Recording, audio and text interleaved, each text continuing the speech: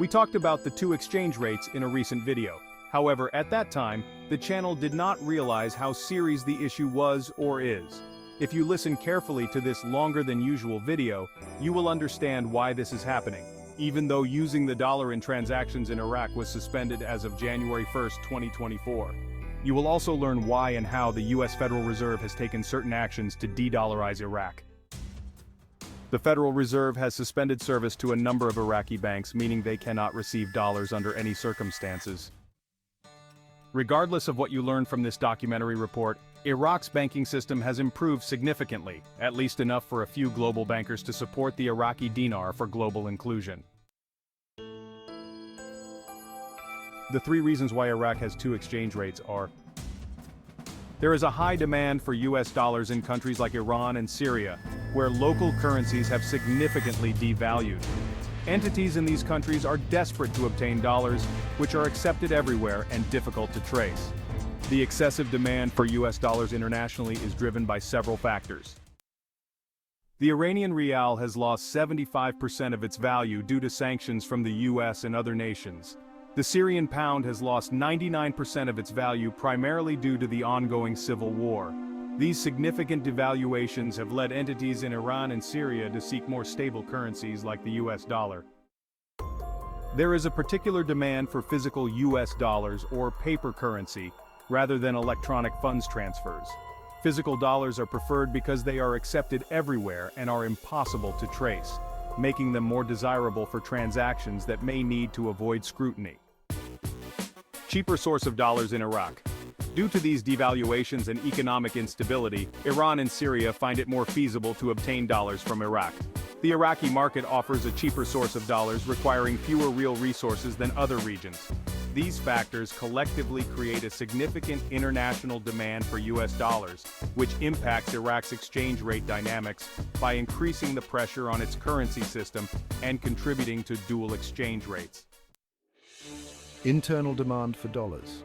Within Iraq, the dollar has dominated the dinar both as a medium of exchange and as a store of value. Although recent regulatory changes have reduced this dominance, the demand for dollars remains strong. The internal demand for dollars in Iraq is driven by several key factors. Dominance of the dollar. Historically, the US dollar has dominated the Iraqi dinar both as a medium of exchange and as a store of value. This dominance means that people prefer to use and hold dollars over the local currency, contributing to the internal demand for dollars. Although recent regulatory changes have aimed at reducing the dollar's dominance, demand remains strong. These changes have not significantly shifted the preference from dollars to dinars. Iraq's economy is still very much a cash economy. The Central Bank of Iraq estimated that 90 trillion dinars were outside financial intermediaries, highlighting the extensive use of cash. This reliance on cash further underscores the preference for a stable currency like the dollar. The banking system in Iraq is underdeveloped. The state-owned banks are not private sector-oriented, and major banks like Rafiden and Rashid face difficulties. Additionally, Iraq is severely underbanked, with only 4 bank branches and 5 ATMs per 100,000 Iraqis, compared to the Middle East and Northern Africa average of 14 branches and 37 ATMs. The lack of a universal core banking system, which makes it difficult to withdraw funds from a different branch than where the deposit was made, contributes to the preference for holding dollars. The perception that deposits have become more insecure has increased the dollar demand. For instance, the suspension of dollar withdrawals starting January 1, 2024, has likely exacerbated concerns about the security and accessibility of funds, driving people to prefer holding dollars. The New York Federal Reserve has restricted dollar transfers to reduce dollar flows to Iran and Syria.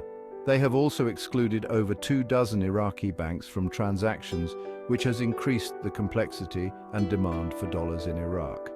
The de-dollarization efforts by the New York Federal Reserve, or New York Fed, are part of a broader strategy to control the flow of US dollars, particularly to countries under sanctions such as Iran and Syria. Restriction on dollar transfers. The New York Fed has restricted the transfer of physical dollars to Iraq. Previously, both electronic dollars via electronic funds transfer or EFT and paper dollars could be sent to Iraq.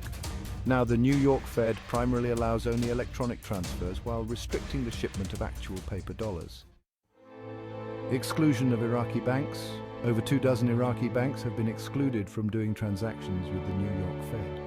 The New York Fed will not transfer funds to these banks or respect their transactions.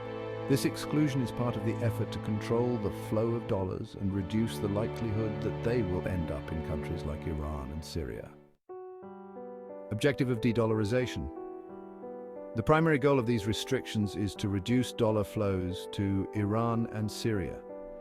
By limiting access to physical dollars and restricting certain banks, the New York Fed aims to make it more difficult for these countries to obtain US dollars, which are in high demand due to the devaluation of their own currencies and economic sanctions. Impact on Iraq. The de-dollarization efforts have significant implications for Iraq. The restriction on physical dollar transfers and the exclusion of certain banks have added to the complexity and demand for dollars within Iraq. These measures are part of the broader challenge facing the Iraqi government as it tries to manage its dual exchange rates and stabilize its economy. These efforts by the New York Fed are part of a strategic initiative to use financial controls as a means of exerting economic pressure on countries like Iran and Syria, while also attempting to mitigate the impact on the Iraqi economy. The dual exchange rates have contributed to economic disruption by making it difficult to conduct business with predictable costs and revenues. The gap between the rates incentivizes corrupt practices and complicates governmental fiscal management, ultimately leading to slower economic growth. This is the part of the equation the channel was not aware of.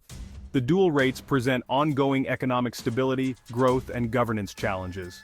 The gap between the official and market exchange rates creates opportunities for corrupt practices. Individuals and entities can profit from the difference by being paid in dollars and making payments in dinars, exploiting the discrepancy for financial gain. The channel will keep you updated on this issue of concern.